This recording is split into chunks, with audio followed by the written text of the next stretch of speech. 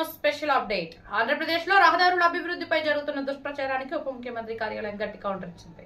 కూటమి ప్రభుత్వం అత్యంత పారదర్శకంగా నాణ్యత ప్రమాణాలతో రోడ్ల నిర్మాణం చేపడుతుంటే అభివృద్ధిని చూసి ఓర్వలేని కొందరు కావాలని తప్పుడు ప్రచారం చేస్తున్నారు. నాణ్యతను పరీక్షించేందుకు రోడ్డుపై చేసే టెస్ట్ కట్స్ ను రోడ్లు దెబ్బతిన్నట్లుగా చూపిస్తూ సోషల్ మీడియాలో తప్పుదోవ పట్టిస్తున్నారు. సోషల్ ఆడిట్ లో దేశంలోని నెంబర్ 1 స్థానంలో నిలిచిన మన రాష్ట్రంలో పవన్ కళ్యాణ్ గారి నాయకత్వంలో ప్రతి పనులు పక్కగా జరుగుతోంది. ఇలాంటి అసత్య వార్తలను వ్యాప్తి చేసే వ్యక్తులు ఈ సంస్థలపై ప్రభుత్వం కఠినమైన చట్టపరమైన చర్యలు తీసుకున్నది. పారదర్శకమైన పాలనపై ప్రజలు అప్రమత్తంగా ఉండాలని ప్రభుత్వం కోరుతోంది. మరిన్ని వార్తల కోసం చూస్తూనే ఉండండి GSP morning news. Mahatma Jyotirao Phule జయంతి సందర్భంగా అమరావతిలోని ముఖ్యమంత్రి క్యాంపు కార్యాలయంలో వేడుకలు ఘనంగా నిర్వహించారు. ఈ సందర్భంగా ముఖ్యమంత్రి నారా చంద్రబాబు నాయుడు మహాత్మా పూలే చిత్రపటానికి పూలమాల వేసి ఘనంగా నివాళులర్పించారు.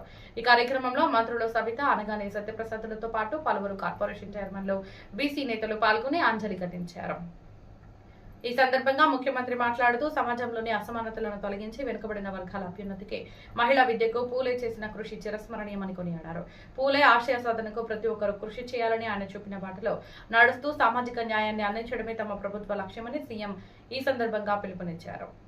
నమస్కారం. రాష్ట్రంలో నూతనంగా నిర్మించిన రహదారుల నాణ్యతపై సోషల్ మీడియాలో జరుగుతున్న దుష్ప్రచారాన్ని ప్రభుత్వం తీవ్రంగా ఖండించింది. ముఖ్యంగా కాకినాడ జిల్లా ప్రతిపాడు ప్రాంతంలో ఇటీవల వేసిన తారు రోడ్డుపై కొందరు ఉద్దేశపూర్వకంగా తప్పుడు వీడియోలు సృష్టించి అపోహలు కలిగిస్తున్నారని ప్రభుత్వం స్పష్టం చేసింది. అసలు వాస్తవం ఏమిటంటే కాంట్రాక్టర్కు బిల్లులు చెల్లించే ముందు నిర్వహించే నాణ్యత పరీక్షల కోసం రోడ్డుపై శాంపిల్స్ సేకరించేందుకు గుంతలు తీస్తారని, ఆ పరీక్షల అనంతరం వాటిని తాత్కాలికంగా పూడ్చిన సమయంలోనే కొందరు కావాలని ఆ మెటీరియల్ను చూపిస్తూ తప్పుడు ప్రచారం చేస్తున్నారని వెల్లడించింది.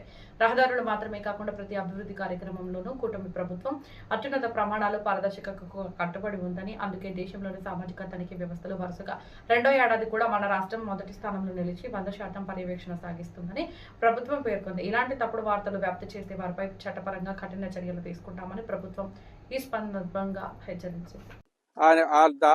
ఫిలప్ చేసినటువంటి రీఫిల్లింగ్ చేసినటువంటి గుంతల్లో ఉన్నటువంటి మెటీరియల్ చేతి వేళ్లతోటి కర్రముక్కలతోటి తీసి నాసిరకంగా రహదారి పని జరుగుతుందని చెప్పి అభియోగాలతోటి వీడియో వైరల్ చేసి ఉన్నారు.